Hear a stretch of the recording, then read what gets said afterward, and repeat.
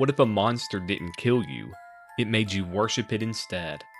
What if the thing lurking in the lake didn't just hunt humans, but turned them into willing sacrifices? Welcome to the story of the Gitrog Monster, Innistrad's most psychologically horrifying creature, and the reason you should never, ever look into its eyes.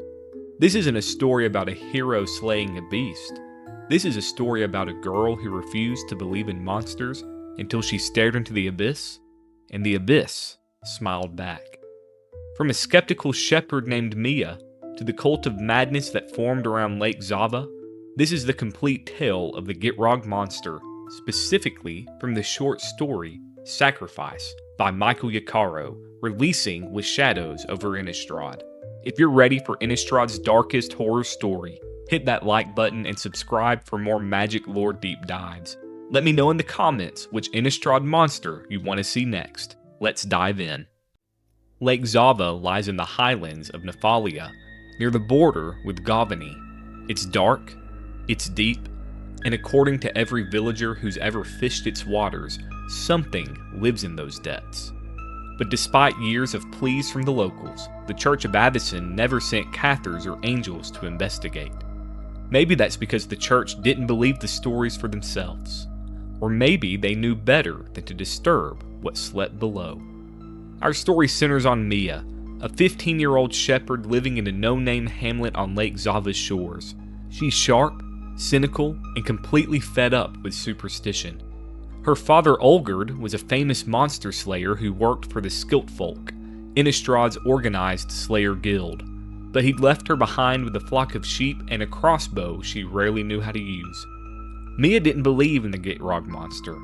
Not because she didn't believe in monsters, she absolutely did. Vampires, werewolves, zombies, she believed in them all. But the Gitrog, that was just town gossip. Vague stories, no credible witnesses, and way too much hysteria. Her best friend Wilbur disagreed with her completely. "It's real," Wilbur insisted, pounding his fist on the grass during one of their arguments.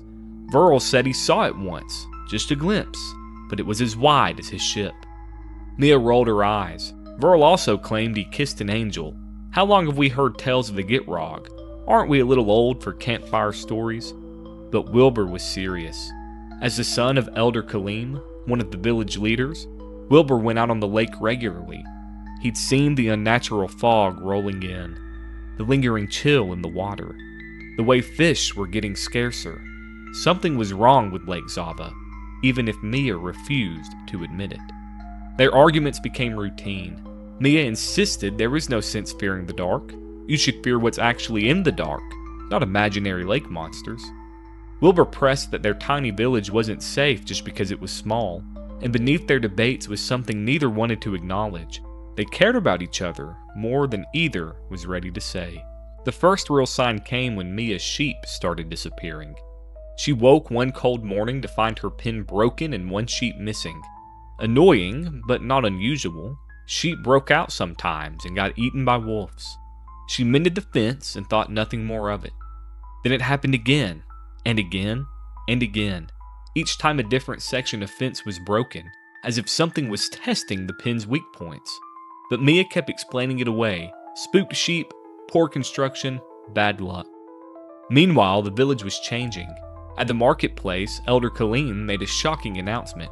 He'd seen the Gitrog with his own eyes, and fishing on the lake was suspended until further notice. He'd written to the Church of Abyssine for help. Then he looked directly at Mia and suggested she write to her father as well. The marketplace fell silent. Everyone knew the history between Kaleem and Olgerd. They despised each other. For Kaleem to ask for Olgerd's help meant he was truly terrified. Mia could see it in his eyes. Beneath his calm exterior, Kaleem was drowning in fear. Whatever he'd seen on that lake had shaken him to his core. She finally broke down and wrote to her father asking for aid. She never received a reply. The postal rider stopped coming.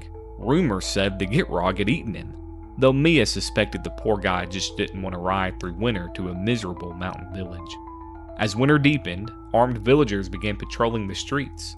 Bakers with bread knives, farmers with pitchforks, all wearing dark cloaks with hoods pulled up. They called themselves the Watchmen, keeping vigilant against the threat from the lake. Mia found it ridiculous. What could a baker do against a monster? But she kept those thoughts to herself, especially after Wilbur snapped at her for mocking their efforts. Their friendship deteriorated as winter progressed. Wilbur grew distant, angry that Mia refused to take the threat seriously. She threw herself into her work, maintaining her flock and practicing with the silver crossbow her father had left her. On her 15th birthday, Mia hoped Wilbur would visit like he used to. Instead, she spent it alone, watching snow fall outside her window while her sheep huddled in their reinforced pen. That night, she dozed off by the fire and woke to a sound that stopped her heart. Snap! Crack! The unmistakable sound of breaking wood, then silence. No bleating sheep, no jangling bells, nothing. Mia grabbed her crossbow and burst outside. The scene that greeted her was carnage. An entire side of the pen was destroyed, posts ripped from the ground, the lean-to collapsed. Blood and gore covered the snow, not a single sheep remained. And there, in the fresh powder, was a massive footprint, three-toed, webbed, leading toward the woods and the lake beyond. The Gitrog was real. Mia's mind raced. She needed to warn the village, tell Wilbur, apologize for doubting him. But another thought stopped her cold, one of the lessons her father had drilled into her. If a monster is confirmed, track and isolate it if possible. Slay it away from the civilians. Avoid panic. She was 15 years old, technically old enough to test for the Skilt Bolt. She had training, a blessed crossbow, and a cold iron dagger. This was her chance to prove she was more than a shepherd, to become what she'd always dreamed of being, a slayer. Mia followed the tracks into the woods, crossbow at the ready, but something was off. The massive footprint simply vanished past the tree line, as if the Gitrog had flown away or burrowed through frozen ground. She expanded her search and found something that changed everything, a human footprint. Then more human tracks intermingled with drag marks, like someone had been pulling a sled. Someone had faked the attack. Someone had slaughtered her sheep and made it look like the Gitrog, and judging by the tracks, they were heading to the lake. Rage replaced fear. Mia followed the trail, moving tree to tree as torchlight appeared ahead by the shore. A group of hooded figures stood in a circle, chanting in low voices. Then they filed onto a fishing boat, Laren's vessel, loading lamb carcasses as cargo. Her sheep. They'd stolen and butchered her entire flock. Mia was about to confront them when she saw something that froze her in her place. One hooded figure blocked the boarding ramp, and when moonlight caught his face, she recognized Wilbur. Her best friend was part of whatever this was. The boat pushed off before she could decide what to do. Mia sprinted and caught the ladder on the stern, clinging to the side as the vessel sailed into the fog-shrouded lake. Her feet dipped into freezing water, but she didn't dare climb any higher. Voices drifted back to her, familiar voices discussing the weather like this was just another fishing trip, not a midnight voyage with stolen sheep and cultist robes. The boat stopped in the middle of the lake, surrounded by thick fog. Mia pulled herself onto the deck just as Elder Kaleem announced why they'd come. Brothers and sisters, tonight we bring sacrifice. Tonight we offer what was unwillingly given from a non-believer. Tonight we gift the Gitrog with the sheep of the Slayer's daughter. The hooded figures cursed in muttered agreement. Mia's crossbow was already raised, but before she could fire, they began throwing the lamb carcasses overboard. "What the heck are you doing?" Mia shouted. Every hooded face torn toward her as one. The silence was suffocating. Then Kaleem stepped forward, calm and quiet. "You do not understand, child. Your sheep serve a greater purpose." "What purpose?" Mia aimed her crossbow at his chest. "We must appease the Gitrog," someone shouted. Others echoed the cry. "The Gitrog! The Gitrog!" "There is no Gitrog," Mia's voice cracked. "You destroyed my pen and slaughtered my herd." "They're the only thing that could stop it," Kaleem said, still advancing slowly. "The only thing that could satiate his hunger. The only thing that stopped it from coming for us." "You're mad," Mia backed toward the edge of the boat. "You're the only one who's seen it." "We have all seen it. Why do you think we're here? We have all gazed into its eyes. We know we cannot stop it. We can only feed it so it does not feed on us." Mia looked around at the familiar faces twisted by shadows and moonlight. These were her neighbors, people she'd known her entire life, and they all stared back with blank, empty expressions. "Show me then," Mia said, a desperate idea forming. "Show me the Gitrog Monster." Kaleem waved his hand. The villagers rushed to dump the remaining carcasses into the water, splash after splash breaking the stillness. Blood stained the dark water as everyone stepped back from the edge. Tense silence followed. Mia kept her crossbow trained on Kaleem, her heart pounding. "Nothing," she finally whispered. "There's nothing there. Do you all see now? There's no such thing as the—" A sudden burst of water cut her off. A horrific crunching sound echoed across the lake as something massive fed on the sheep carcasses. Hooded villagers scrambled toward the back of the boat, terrified. Mia pushed through the crowd to see what was out there. As the water settled, she finally saw it. The Gitrog Monster. She scoffed. That's it? It's just a giant frog." Burl grabbed her shoulders, eyes wide with terror. "You don't understand, Mia. If it isn't satisfied by the sheep, then we are all—" He never finished. The Gitrog's tongue lashed out, grabbed Verl, and yanked him screaming off the ship. He disappeared with a splash. That's when Mia understood. The tongue wasn't just long, it was fast, powerful, and deadly accurate. Another crack as it struck the mast, knocking chunks of wood free. Mia aimed her crossbow and fired, but someone tackled her from behind. "You must not anger the Gitrog," the village baker cried, clinging to her legs. "We cannot bear its wrath." Mia kicked him in the nose and scrambled up.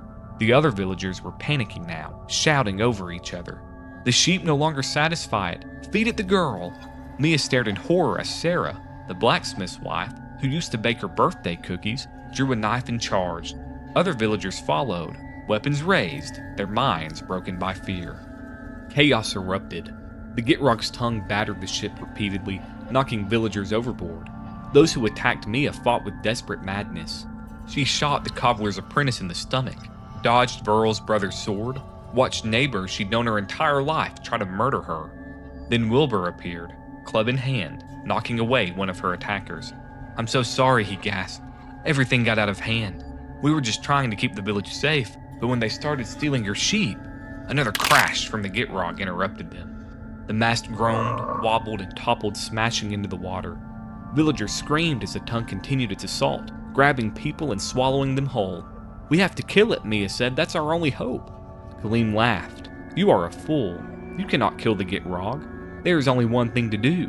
Sacrifice." He lunged at Mia, fishing knife in hand, slashing for her throat.